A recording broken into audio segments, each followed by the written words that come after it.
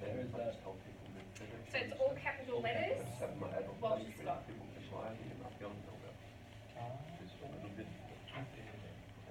But that's it, yeah, and then just. They click on student. Sterling student, I think it's called. Yeah.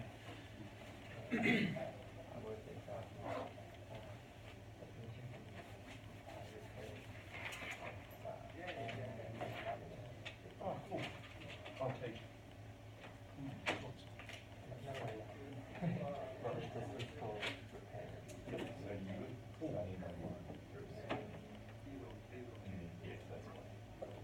How long have you been doing that? So they have this thing, this course called Catalyst.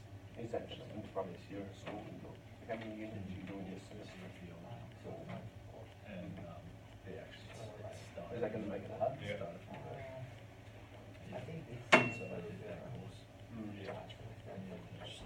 Yeah, I met a couple of my That's right, this is your second year. Oh, right, so you start halfway through. Okay. Then you're doing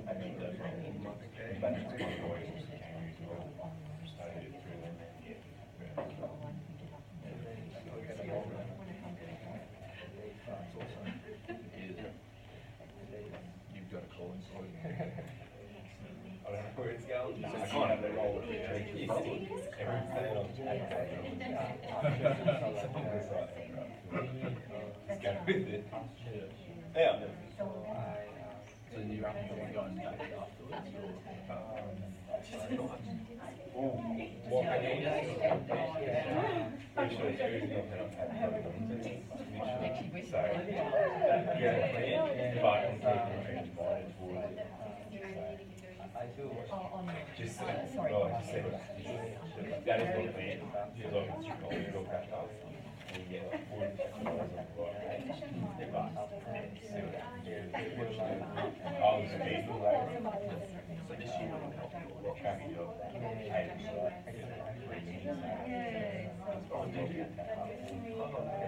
All right, folks, let's get going, because if my track record tells us anything, it means we won't get through the material in the time that we've got left. Because as I said, I'm a conversationalist, which means I'm really easy to sidetrack. But that's not to say don't do it. Bring it on, okay?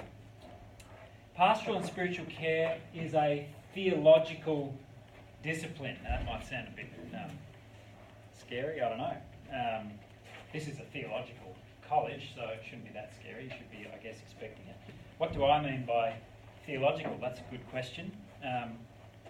I've just popped a little proverb in there. Let the wise listen and add to their learning, and let the discerning get guidance. Listening, learning, discerning. They're all pretty good foundational elements of what I'm going to call theology. What is theology? We'll go into this a bit more depth, but just so that you get a sense of where I'm coming from when I say theology. Does anyone else need this? Student Wi-Fi, are we all on Wi-Fi? Walter Scott, all one word, all uppercase. WALTERSCOTT.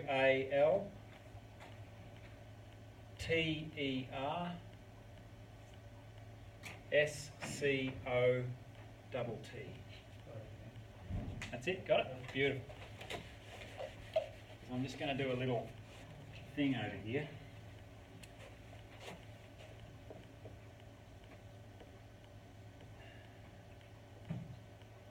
Theology. I go a bit dyslexic when I'm writing on the board. So if ever I spell something wrong, just tell me. Does anyone want to have a go at defining theology? What is it?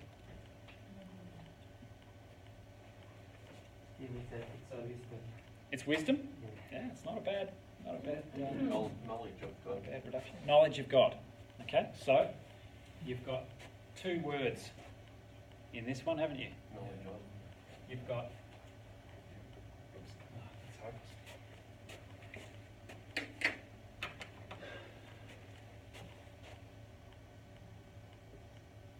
Theos, logos. They're ancient Greek words, which you will learn about in Greek when you go and do Greek, if you go and do Greek. It'd be really good to have a good pen here. Theos literally means God. Yep. Logos means word. Yeah, it means word. So in that famous John's Gospel, first chapter, in the beginning was the Word, in the beginning was Logos. But it has a very specific meaning in ancient Greek culture. It's not just spoken words. It is Logos is a word that invites us to consider that the universe and everything that is understandable. It's kind of, Logos kind of means the rationally understandable nature of everything. We can understand it. That's what Logos means. So whilst it literally translates as word, it has a whole philosophical underpinning in Greek Hellenistic culture. So, theology is a mediating discipline. If you want to read about theology in this way, go and start reading the theologian Paul Tillich, Tillich. He talks about theology in this way. It's a mediating discipline, a mediation between God and reality. What is the real world? Yeah. Sound okay? A conversation between these two experiences of the world, the experience of God and the experience of knowledge, capacity to know and understand. Paul Tillich says, well, theology is not just for religious people, in actual fact. And why can we say that? He says, well, we can say that because really what we're talking about here, God, I'm going to have to talk to the admin people, aren't I? Get us some pens, please. This word, theos, oh, that's nice, is a word that is kind of irreducible. We don't actually know what we're talking about, do we? We sense what we might be experiencing, but there's a world of unknowability behind this word. Mystery, yeah? So we might say that theos can refer to mystery. And the fantastic philosopher Raymond Gaita, who works at Melbourne University. Has anyone heard of Raymond Gaita?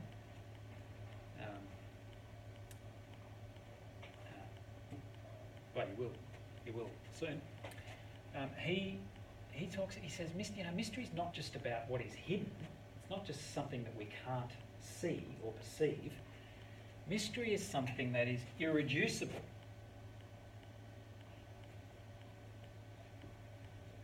What do I mean? What does he mean by that, do you think? What does irreducible? We experience it, but we can't understand. We experience it, But we cannot understand. we can't understand it. So as soon as we try and reduce it to this or that, suddenly we realise that that reduction is not sufficient. It's a kind of a false container. It might say something about it, but it can't say everything about it because in its very nature it is irreducible. You can't reduce it.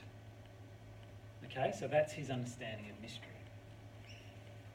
So you have the irreducible. You can't reduce this to scientific knowledge or moral philosophy or religious language, or you just can't reduce God to those things. It's a word that tries to describe the indescribable or contain the uncontainable. And over here you have that which is reducible, that which is reducible to knowledge. So what are we talking about over here? Science, reason, experience, tradition, human tradition, textual tradition, all of those things that are part of the formation of knowing the world around us.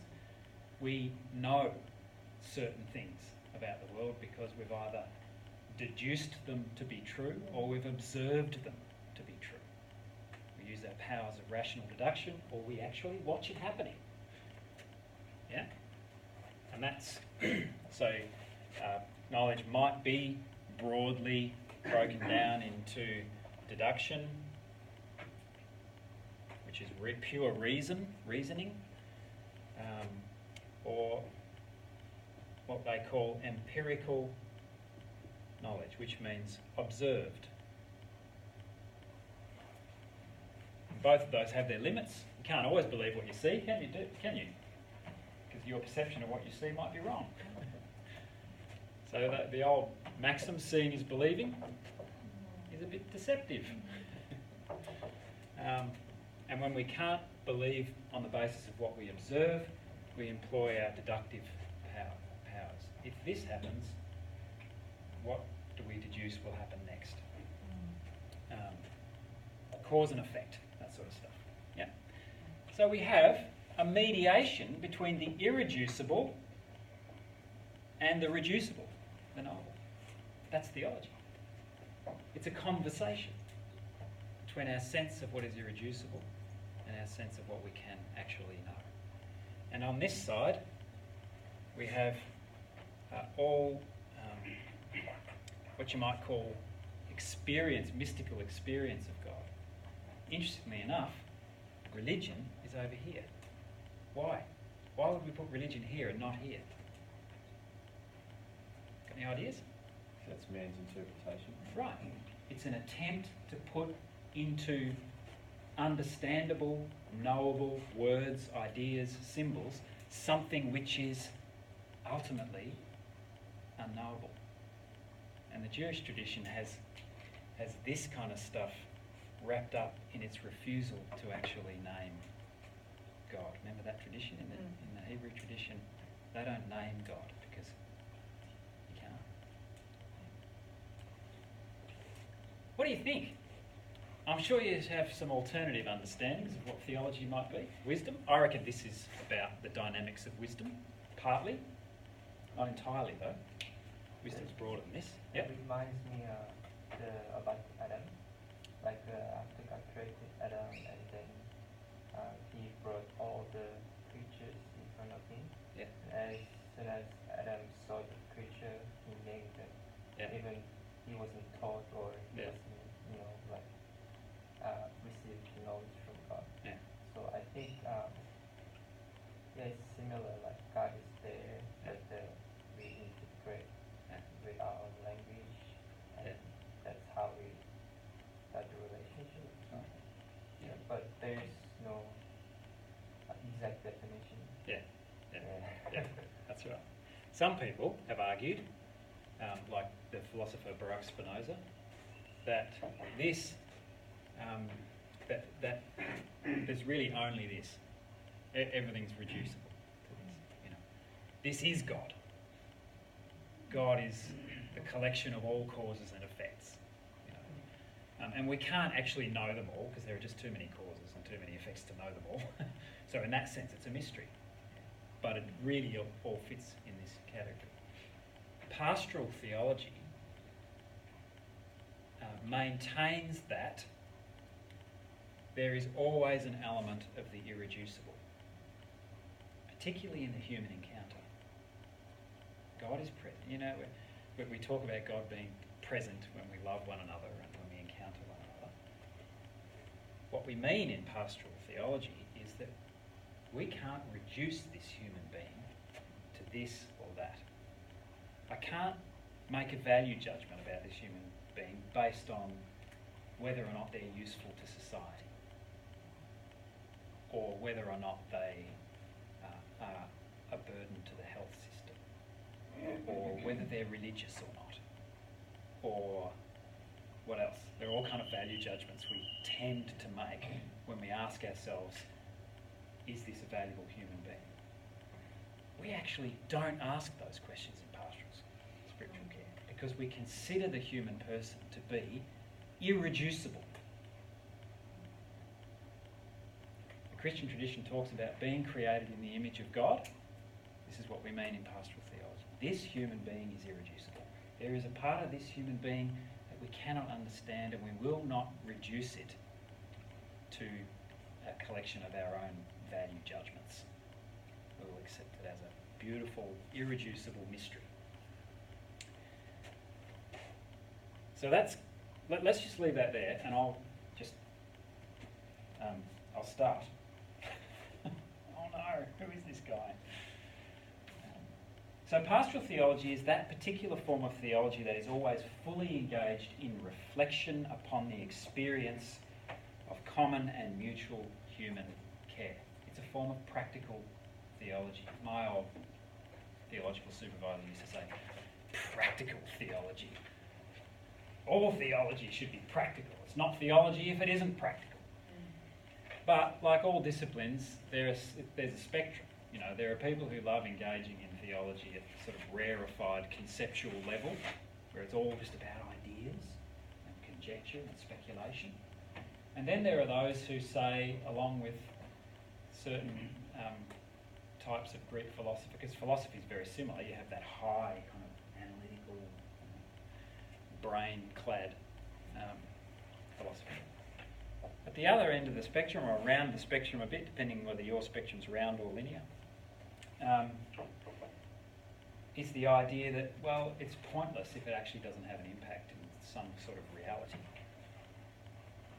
And so the discipline of practical theology kind of fits up that end of the spectrum. But we only do this, actually, because the impact of our experience of the world demands that we do it. We experience and we reflect. And that's the theological invitation there. And that's really the nature of pastoral theology. It's been traditionally associated with forms of religious cure of the soul. Have you ever heard that phrase, cure of souls or care of souls, which can tend to be a little bit ethereal and otherworldly. So can be a bit more about salvation, what happens to you when you die. But pastoral theology has always resisted that tendency.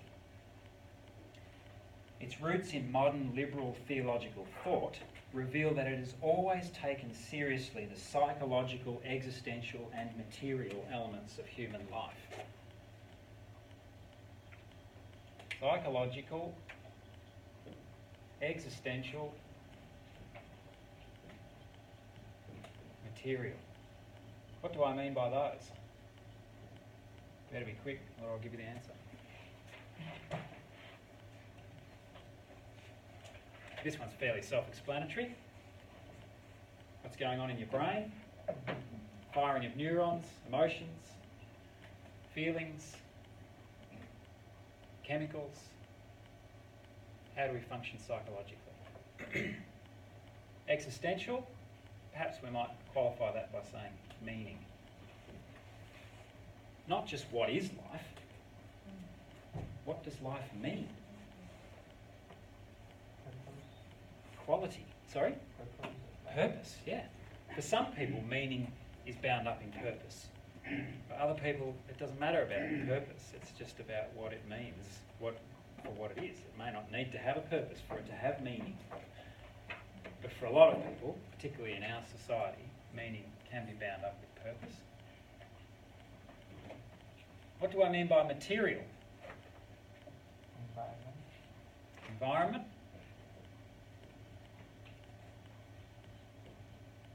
Yep. Organic. Perhaps the more commonly used word. Physical. Body. Physical reality. And pastoral theology incorporates all of these things holistically. It doesn't see them as separate elements of the human being. We tend not to break down human beings into categories, which is something that Western scientific minds love to do. You know, there are all kinds of bits of you.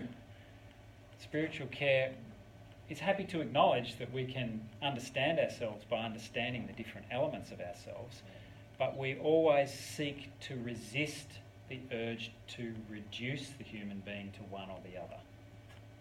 You know?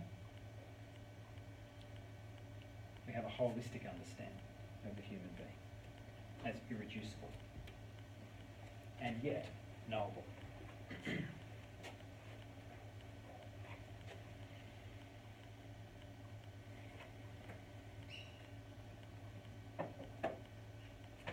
We hold all of these things in our understanding of human life, and we value all aspects of life in the pursuit of its abundance, the abundance of life. That was one of Jesus' concerns, wasn't it? I've come not to be a thief, but to give life, to bring life, and bring it abundantly. So it's like, you know, right at the start we said, first,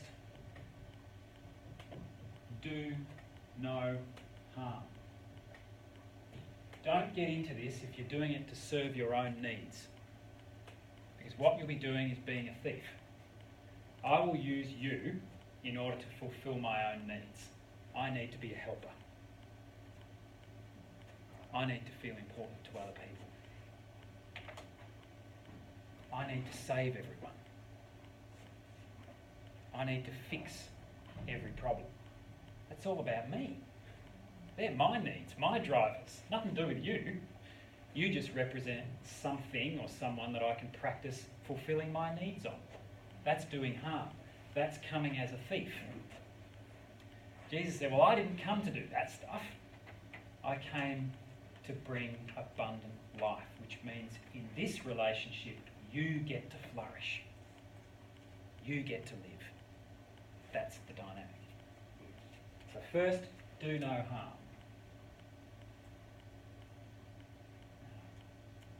Life in its abundance. Epicurus, the early Hellenistic philosopher who was all on about philosophy being employed in therapeutic living, referred it to as flourishing life. And we hear that often today, don't we? What does it mean to live a flourishing life? What does it mean to flourish?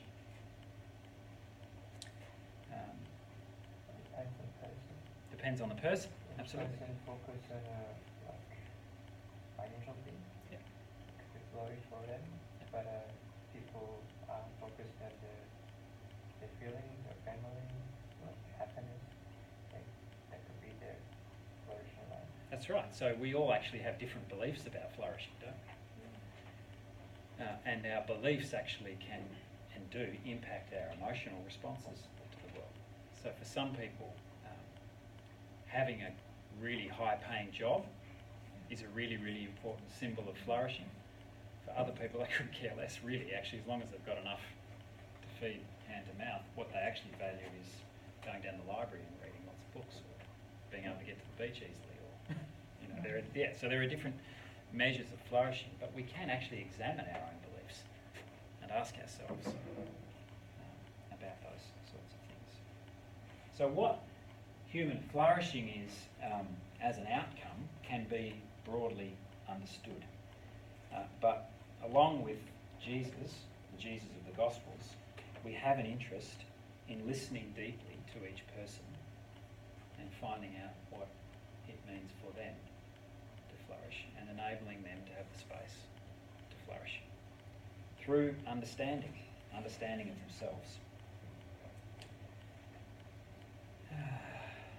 Okay, so today we want to, as briefly as possible, bring into conversation 3 questions that will introduce us to the practices of pastoral theology and spiritual care. And these 3 questions are: what method will we apply to the task of pastoral theology? What makes care spiritual? And what are some of the textual, theological, and philosophical themes that we can draw from to help us in our reflection on the practice of spiritual care?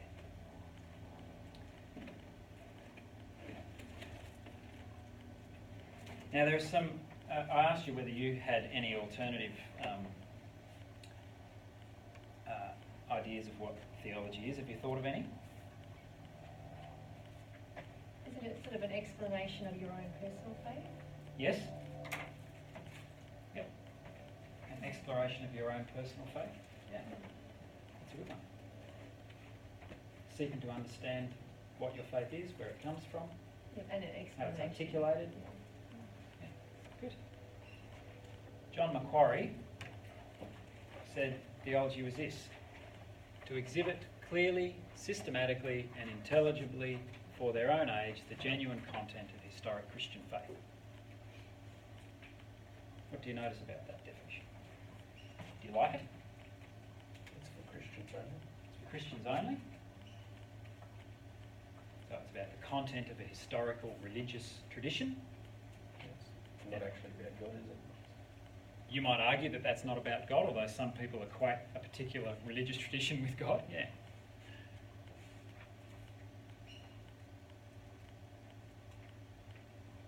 I like the clearly bit. Clarity is a good thing that I'll be asking you to achieve in your assessment tasks. Systematically seems a bit kind of structured to me, particularly in our day and age. Systems of thought were very, very popular a couple of hundred years ago. We're a bit suspicious of them now because they're a bit reductionist. Yeah. Intelligibly is good, and for their own age is good, so make it relevant for now. If it can't speak to now, then it's useless.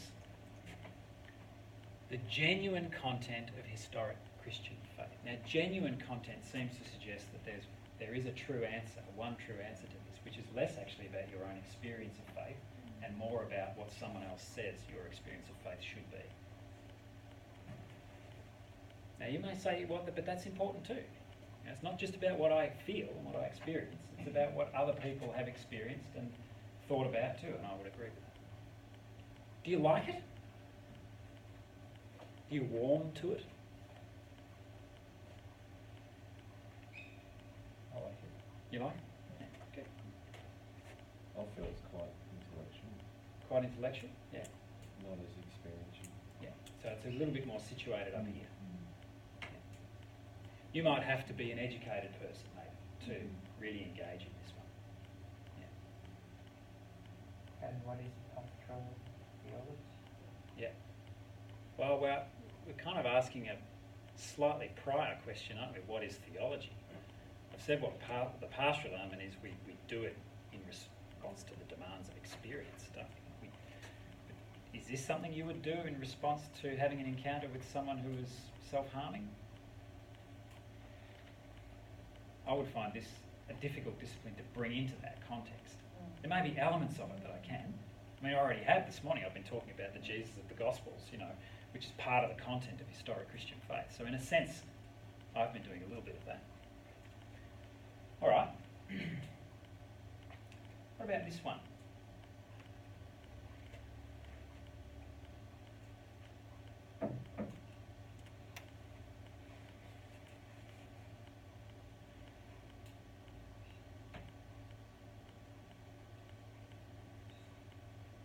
Get in touch with your emotions. That means basically the theology is ongoing, isn't it? It's an ongoing thing. It's a dynamic thing. But it also keeps it up in the head still a bit. You're trying to understand Okay. Yeah. how faith, what even is faith, that kind of, Yep. a bit more. Could be that. That's a really good pickup, and we'll explore that in just a minute.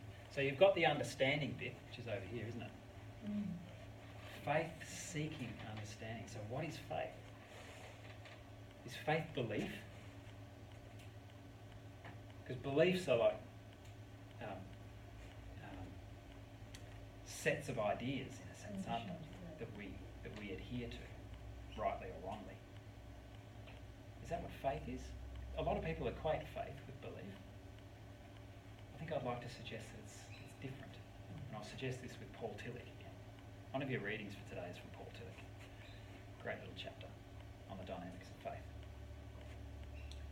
He says, faith is ultimate concern for that which is ultimate. Now, the category of ultimate is a complex philosophical one. What he means by it is every experience of something real leaves us with a sense that there's something more than that. It's kind of what we were saying before about trying to reduce something to this, you know. As soon as we reduce it to this, we think, but it's not only this. What else is it? Paul Tillich says, faith is that question. What else is it? If it's not only this, what else is it? That is faith. And it is a concern. It's not a belief. It's more existential than that. It's a defining concern of your life. I will not reduce this. I will always look for what it is about this that invites me into something more.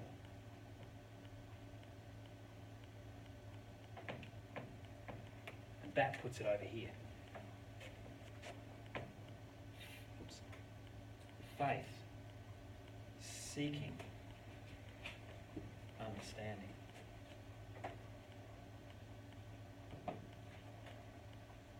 So you can have faith without religion. Now that's an important fact for you to know as someone who wants to be a pastoral or spiritual carer. Because the time will come when you will encounter in your sphere of care someone who insists that they are not and will not ever be religious. So don't waste time trying to convert me. I want you to listen to me because I am a spiritual person. There are many, many of them in the Australian culture. And if you go in with the idea that, well, yeah, but if all I could do was just convince them that my understanding of the content of the Christian faith is the right way to go and then everything else will be fine, then you are falling into the trap of taking, not giving. That's my assertion. Feel free to argue with it.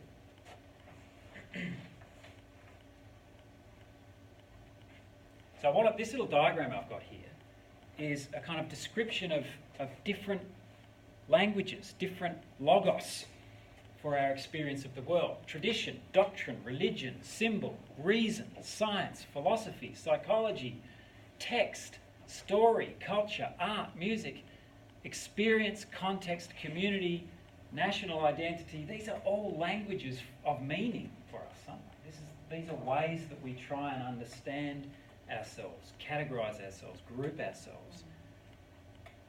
Ultimate concern engages in all of these things, seeks to understand all of these ways of being human, but at the heart of it there is always a question that Paul Tillich called the ultimate question, and that is, it cannot only be this, there must be more. It is irreducible. That is faith. It was that question that led to the Protestant Reformation, for those of you who are interested in church history.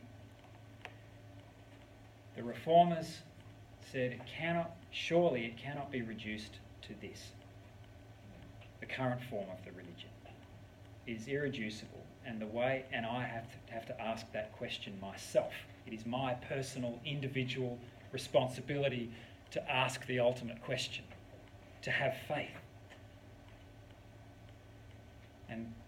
And that's what brought what they call a critical perspective into theology, and that is, we don't only ask that about others and other people's beliefs and other expressions of meaning and faith and so on, and religion and so on.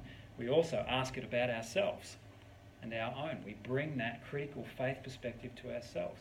I believe this, I say that, but I am aware always that that is not all that can be said. This particular way of being is not the only way of being. That is faith. I actually love Daniel Migliore's little description. Defining the theological task in this way emphasises that theology is not mere repetition of traditional doctrines, but a persistent search for the truth to which they point and which they only partially and brokenly express. As continuing inquiry, the spirit of theology is interrogative rather than doctrinaire. It presupposes a readiness to question and to be questioned. It is faith venturing to inquire, daring to raise questions. I love this. Faith is no sedative for world-weary souls. No satchel full of ready answers to the deepest questions of life. Instead, faith invariably prompts questions, sets inquiry in motion, fights the inclination to accept things as they are, continually calls in question unexamined assumptions about God, ourselves, and the world. What do you think of that?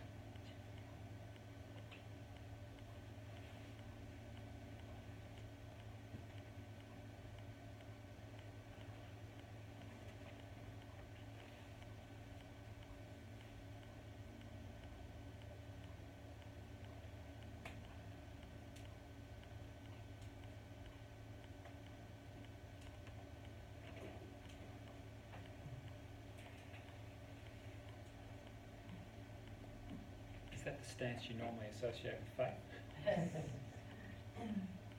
Some people say, just have faith, and what they mean is abandon reason. You know, cast yourself upon other people's illusions about the world. Faith is the opposite to that. Faith is a life-defining concern for what is real, what is irreducibly real.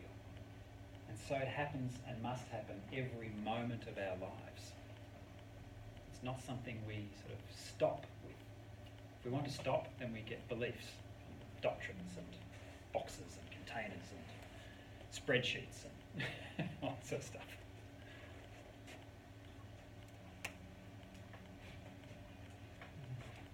So back to our other question, what is pastoral theology? Here are some definitions.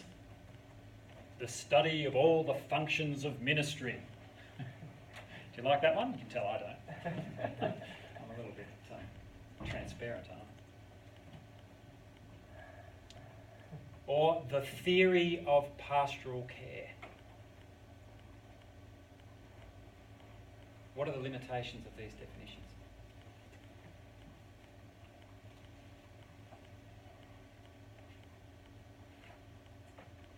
I think the limitation of the second one is that it's not much in the way of theology itself or God. There's an absence there. It's just purely pastoral care. It's functional, theoretical.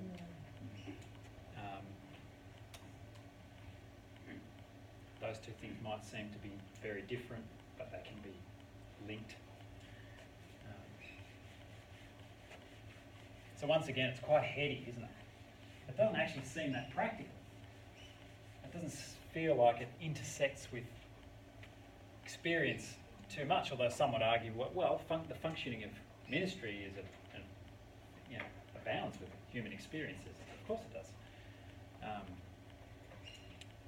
But I suspect what that means is the functions of the minister. And that is a valid field of study, but I want to suggest that we're engaged in more than that. The theory of pastoral care would put it up at the sort of more analytical end of theology, which is, once again, a valid pursuit, but I want to suggest that it's more than that for us.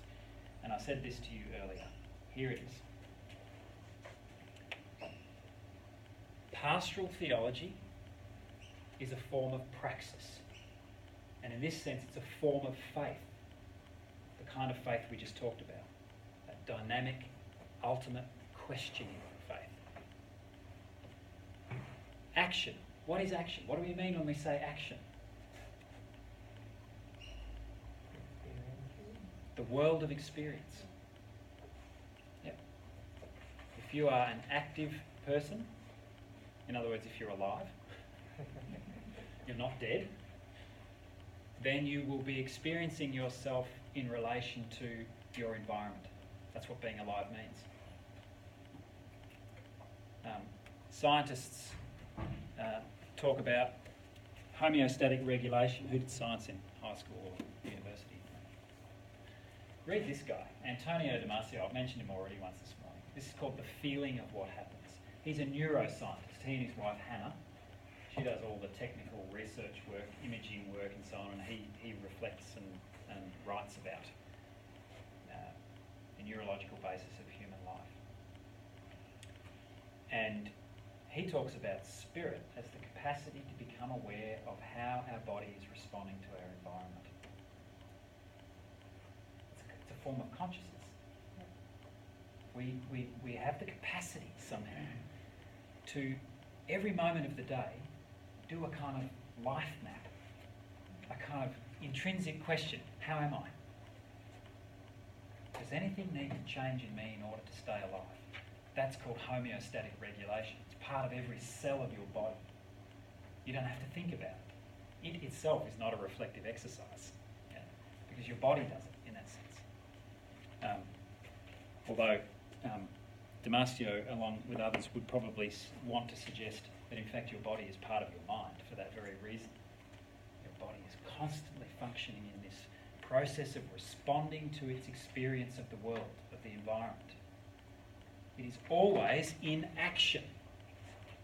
Now we can bring it all the way down to, I was going to say reduce, we can bring it all the way down to that molecular level, and then we can take it all the way out to the way we encounter other human beings. As living organisms, we have relational encounters with other human beings. That's part of our experience of our environment.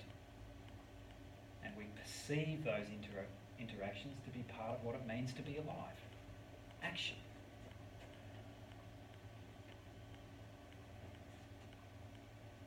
For us, in the context of this class, we're talking about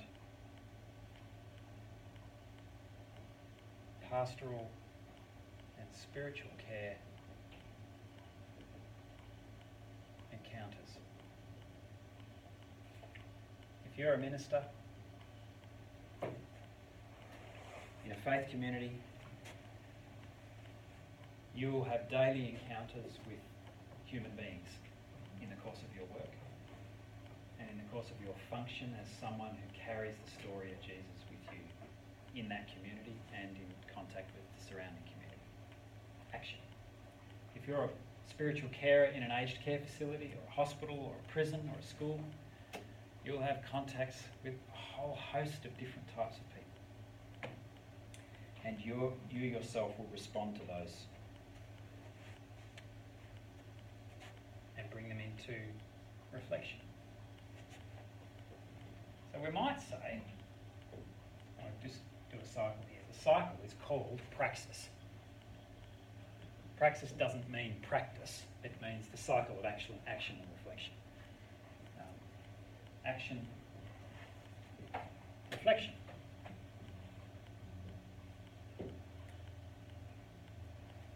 If we take this, put it on here, because we're talking about this as pastoral theology, we might say mystery, irreducible, brought into conversation with what we can learn about, what we can know about, reflection, understanding, logos, knowledge. And what we learn as we reflect, we bring back to our encounters. And that, my friends, never stops in your trade. So, Chris, are you talking about reflection being part of the action or separate from the action? Well, it's a kind of dialectical arrangement between the two in praxis. That's the way we understand it. So in pastoral theology, you can't have one without the other. Because to be just subject to the world of experience and action without reflecting and understanding about it, you become actually more harmful than helpful. So we talk about these things in this dynamic precisely for that reason. And you could see this as a whole, as a one thing going on, like the dynamics in a human cell. A cell has a number of components, but it's one cell. Yeah.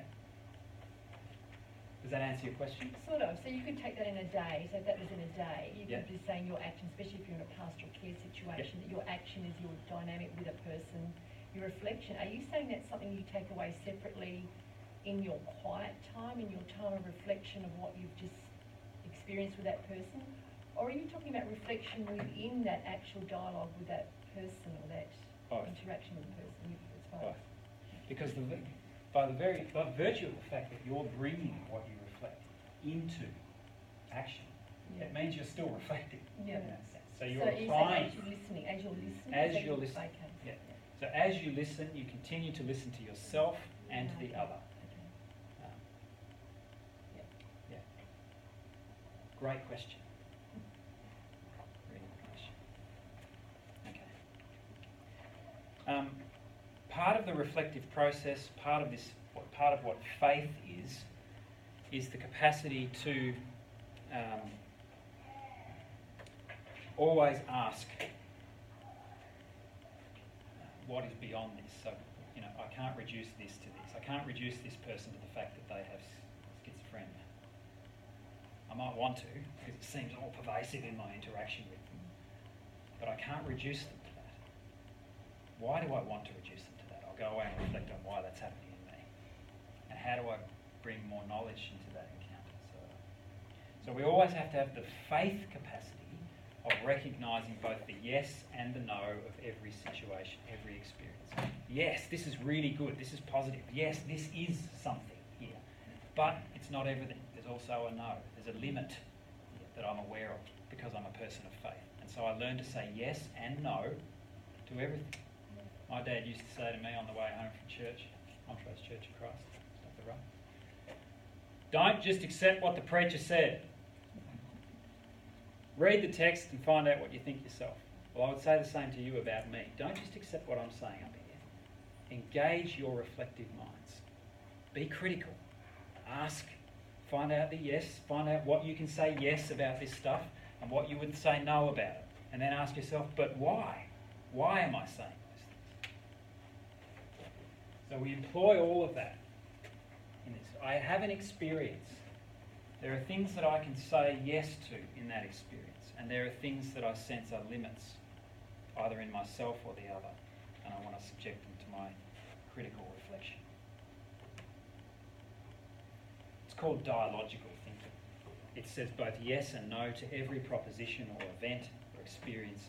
It is critical because it is always suspicious that there is more to this than meets the eye, and that is an iceberg.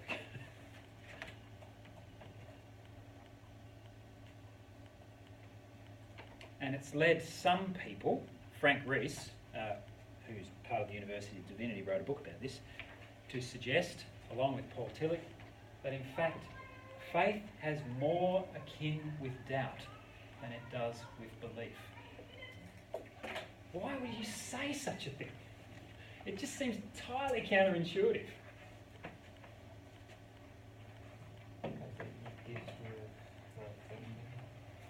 Doubt leads you into thinking, inquiry, reflection. That's right. It resists reductionism. Yeah, I remember one story that like it's in the UK. The 4 uni students, they want to prove the Bible is a fake. Uh-huh. So they studied the Bible, and the result is they became Christian. All right. 10-minute loo break. 8-minute loo break. And then we'll come back for a half an hour of closing comments.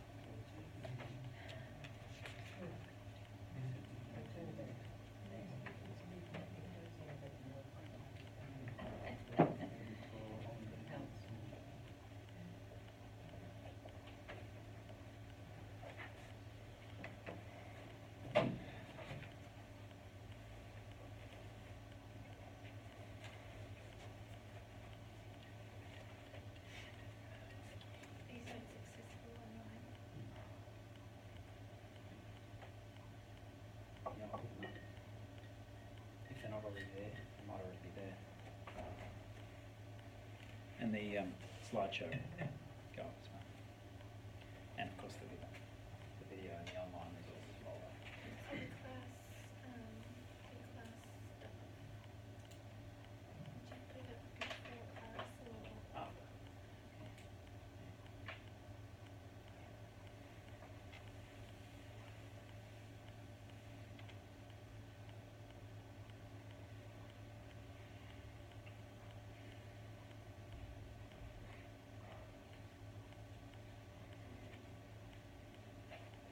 Do you have much time to spare after this class before you break on? I'll just catch up with you. Yeah, sure. Yeah, I'll hang around for a bit and answer questions. And, Awesome. There's always heaps of questions at the start of semester. Yeah.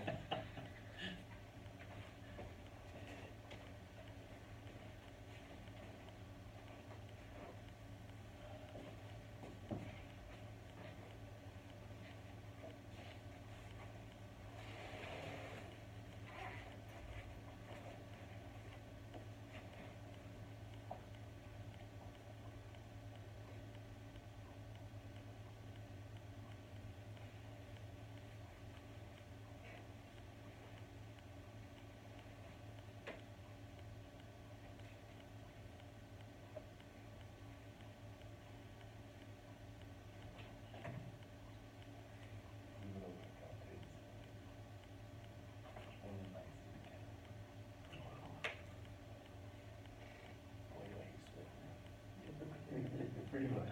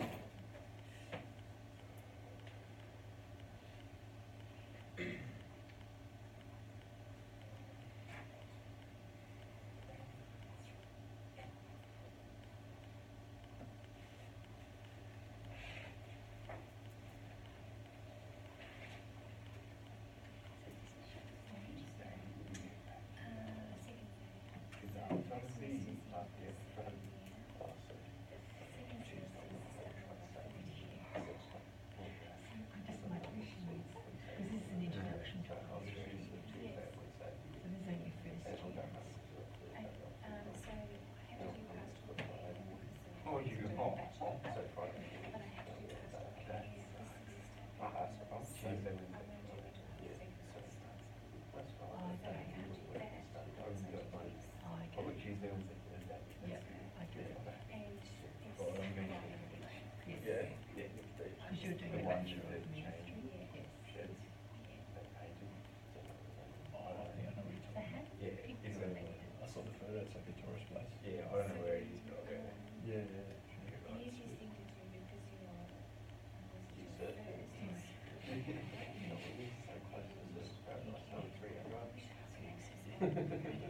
somebody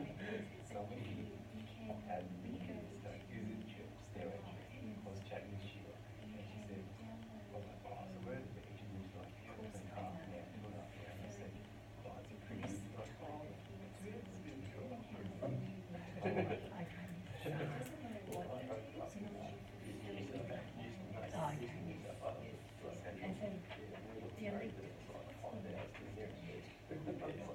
That's the biggest picture. but I became like, oh, that was except for the fact that I crossed. So, we used to always go to the Great Barrier Reef. That was yeah, so it's like right to the Great Barrier Reef. How much of a Great Barrier Reef is it? 45? Oh, yeah. It was a team that was involved with that.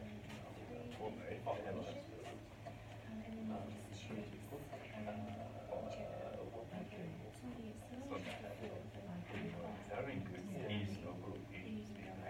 So they don't have anything like field like you're studying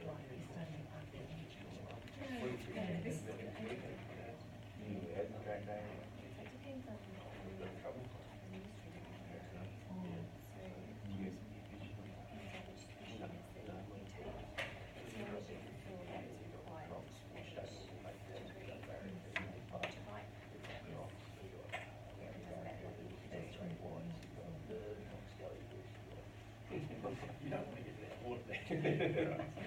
All right. You don't want to do one thing, you're running into something else. Been talking about what is pastoral theology, really. Pastoral theology, spiritual care as might more refer to it as reflective practice.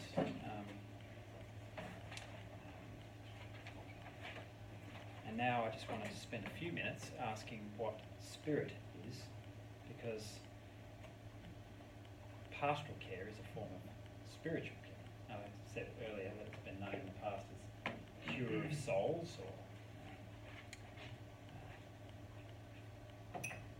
working with people towards the experience of human flourishing. I wonder what you think spirit is. There is a common confusion that the spiritual life and the physical life are two different aspects of a human being. I wonder if that's what you have encountered, whether you've experienced that. It'd be good for you to share that in our conversation. But I'll just quickly go through a few reflections on what is spirit. And these are a couple of textual traditions. The earth was formless and void, and darkness covered the face of the deep, while a wind, ruach in Hebrew, or the Spirit of God, from God, swept over the face of the waters. In the Gospel of John, he, Jesus, breathed on them and said to them, "Receive the Holy Spirit." What are the common factors there? God's Breath.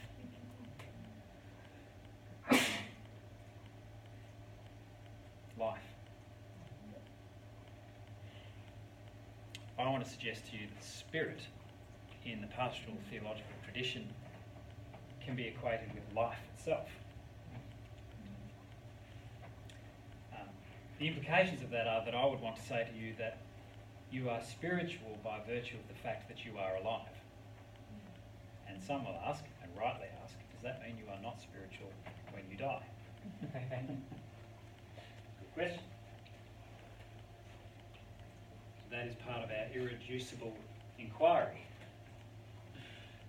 But what we do know is that spirit, not only in the textual tradition, is the capacity to be alive, and that in itself is a mystery.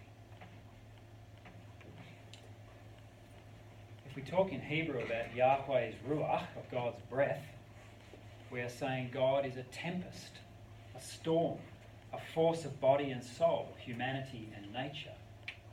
That's the theologian Jürgen Moltmann who said that. Spirit is the power of life. Everyone has it. And everyone who has ever been has had it. trying to think of his name. Viktor Frankl, the survivor of concentration camps in Nazi Germany, wonderful psychologist, said, "The surest kind of being is having been." Get that? The surest kind of being is having been. Which actually means that when you die, you actually don't lose what you've been. That's actually the surest kind of being. It's more sure than your imaginings about your future. Not to say that that's not important.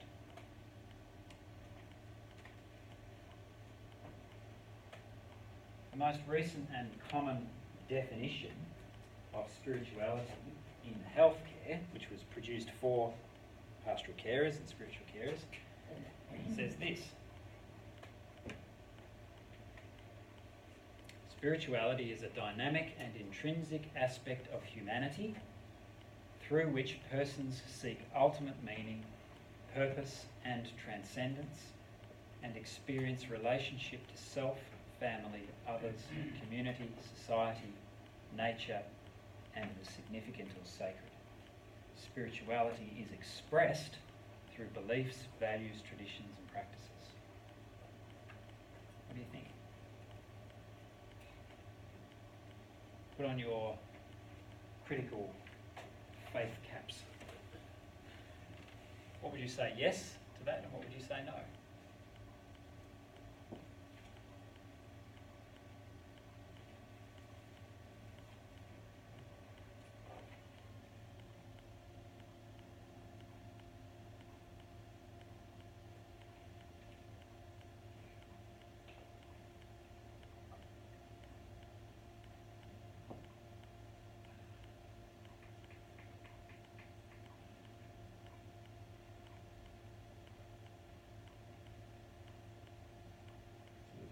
One of my thoughts with the first part is it seems to separate a little bit spirituality, whereas if we call it life, it's everything. Yeah. Whereas this may, to me, seem to separate a little bit. Not saying that's right or wrong. Yes.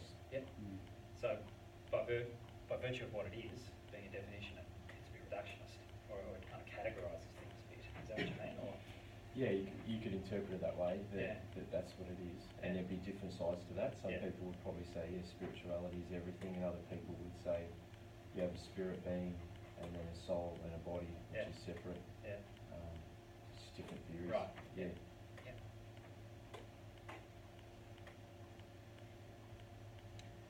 I like the words dynamic and intrinsic.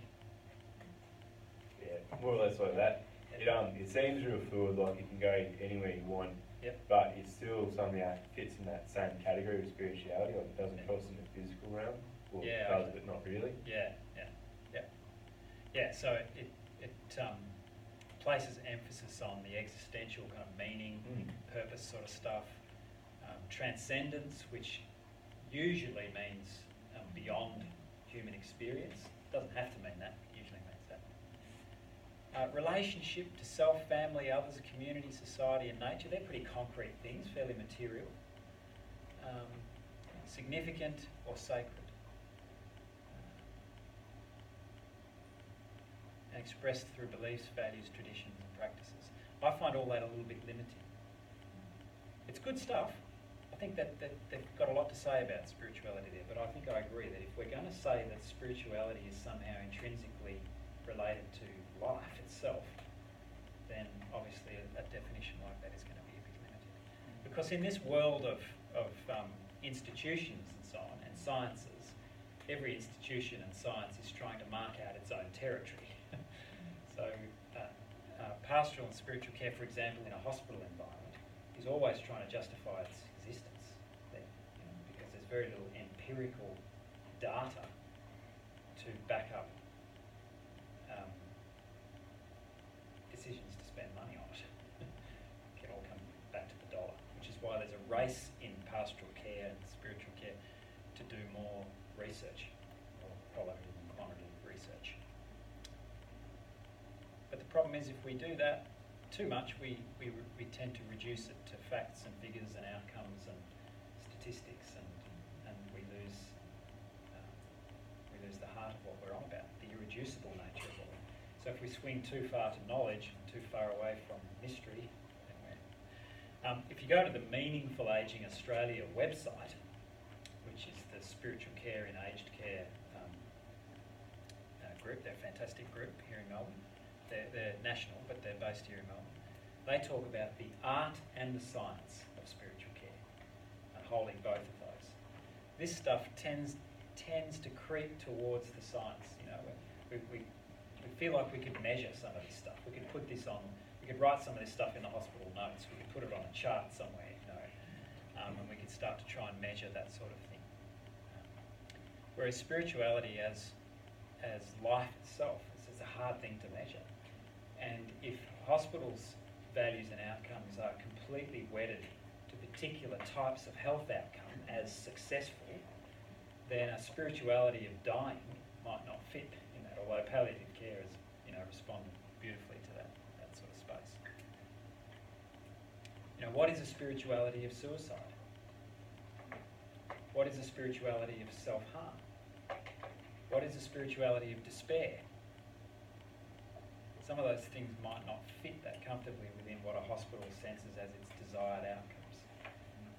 But when we hold the irreducibility of spirit, we are driven to ask some of those questions. Why is this person experiencing suicidal ideation, and what is the spiritual meaning of it for them? They're valid questions to ask. Spiritual carers are not so frightened of negative outcomes that they can't go there with the person. Reflecting, so that's probably more of a reductionist definitional side of things, which has some value. There's also the profoundly physiological, you might say, or all-inclusive. And this has been said by some to be reductionist.